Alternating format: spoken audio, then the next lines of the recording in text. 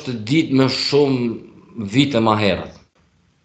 Prezenca e tyre ka bërë atë të ditur arritja e ministrit rus para 2 vite, 3 viteve më herët, se nuk e moj me në sakt për momentin datën kur ka ardhur në Serbi dhe është pjesëtar të ushtrisë së Serbisë e kanë prit atë në përkampe të tyre ushtarake dhe është një, do të thotë, një formë e treguese formale për prezencën e inteligjencës ruse. Megjithatë, në një luftë mundshme mes Kosovës dhe Serbisë, që do të ishte në aspektin ndërkombëtar negativ është se nëse do të hapë mundësia e prezencës ushtarake të Rusisë këtu në Evropë apo në Serbi.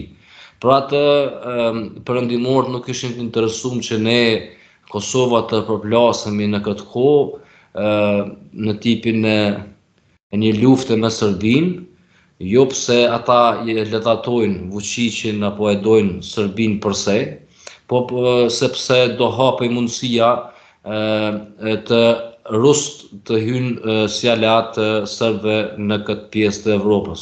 Ka fuqi ekonomike Rusia të mbajë një konflikt tjetër? Po Rusia ekonominë e tyre ka të koncentruar në industrinë e ushtrisë tani. Dhe më shumë i kushton të bëj transformim të industrisë ekonomike në industritë e tjera ekonomike se sa të vazhdoj këtu ku është tani. Pra atë insistimi, një prej arsyeve të insistimit të presidentit Trump për të arritur marrëveshje ishte kjo. Por jo që si e kemi thënë këtë edhe më herët me juve, zotri Balla, e mojmen, nëse shikojmë bisedat që kemi pas paraprake.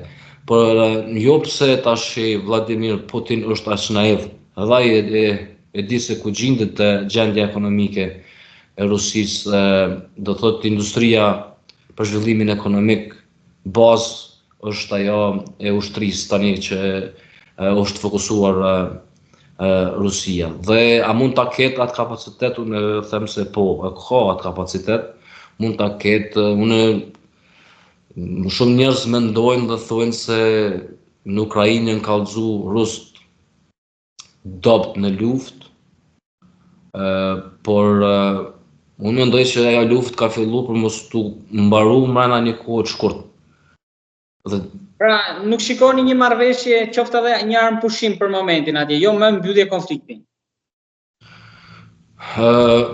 Unë zotri Balla kam thënë që lufta do të zgjatë 10 vite dhe kjo është që unë jam deklaru, qofsha gabim, do të thotë rreziku në kuptimin e mirë të fjalës për ta prish këtë që kam thënë ka qenë dhe mbetet vetëmi faktor zotri Trump deri më tani. Dhe me gjitha gjalla sa po shohim ka filluar zbehja formale tani për një arritje të tillë. Dhe një armë pushim nuk do të thotë përse se do të zgjatë ajo, sa do të zgjatë. Dhe armë pushimi është konsiderohet pjesë e luftës, nuk konsiderohet pjesë e paqes. Se në kohën e armë pushimit ushtrit riformohen, rigjenerohen,